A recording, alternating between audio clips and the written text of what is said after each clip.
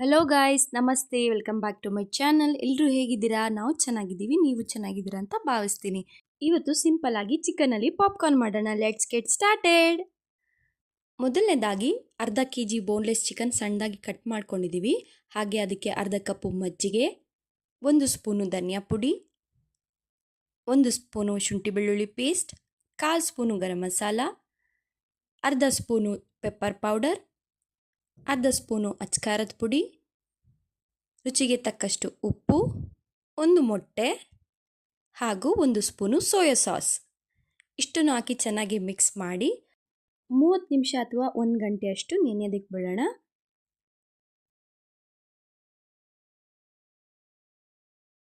ಒಂದು ಗಂಟೆ ನಂತರ ಒಂದು ಪ್ಲೇಟ್ಗೆ 3 ರಿಂದ 4 ಸ್ಪೂನು ಮೈದಾ, 2 ಸ್ಪೂನು ಕಾರ್ನ್ಫ್ಲೋರ್, ಸ್ವಲ್ಪ ರುಚಿಗೆ ತಕ್ಕಷ್ಟು ಉಪ್ಪು, ಸಾಲ್ಟ್ ನೋಡಿ ಹಾಕೊಳ್ಳಿ.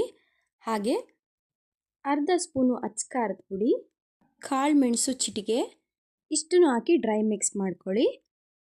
ಚಿಕನ್ ಕೋಟಿಂಗ್ಗೆ ರೆಡಿಯಾಗಿದೆ. ಮ್ಯಾರಿನೇಷನ್ ಮಾಡಿದಂಥ ಚಿಕನ್ನ ಒಂದ್ಸಲ ಹಾಗೆ ಮಿಕ್ಸ್ ಮಾಡಿಕೊಂಡು ಈಗ ಒಂದೊಂದೇ ಕೋಟಿಂಗ್ ಮಾಡಿ ಎಣ್ಣೆಲಿ ಬಿಡೋಣ.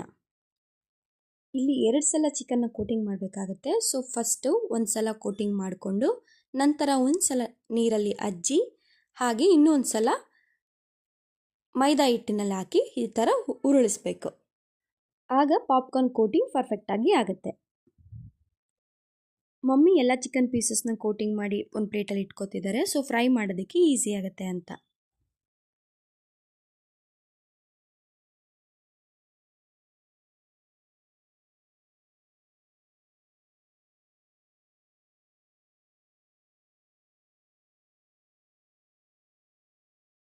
ನೀವು ಇದನ್ನು ಒಂದು 10 to 20 ಮಿನಿಟ್ಸ್ ಫ್ರಿಡ್ಜಲ್ಲಿ ರೆಸ್ಟ್ ಮಾಡಿ ಆಮೇಲೆ ಕೂಡ ಫ್ರೈ ಮಾಡ್ಕೋಬೋದು. ನಾವಿಲ್ಲಿ ಇಮಿಡಿಯೇಟಾಗಿ ಫ್ರೈ ಮಾಡ್ತಿದ್ದೀವಿ.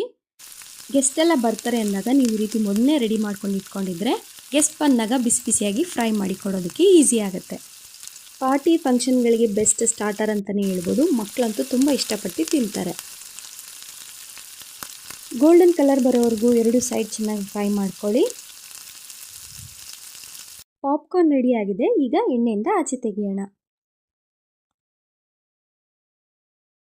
ನೋಡಿದ್ರಲ್ಲ ಮನೇಲಿ ಎಷ್ಟು ಸುಲಭವಾಗಿ ಚಿಕನ್ ಪಾಪ್ಕಾರ್ನ್ನ ಮಾಡ್ಬೋದು ಅಂತ. ನಾನು ಮಯೋನೀಸ್ ಜೊತೆ ಟೇಸ್ಟ್ ಮಾಡ್ತಿದ್ದೀನಿ. ನಿಮಗೇನಾದರೂ ಮಯೋನೀಸ್ ರೆಸಿಪಿ ಬೇಕಂದರೆ ಕಮೆಂಟ್ ಮಾಡಿ.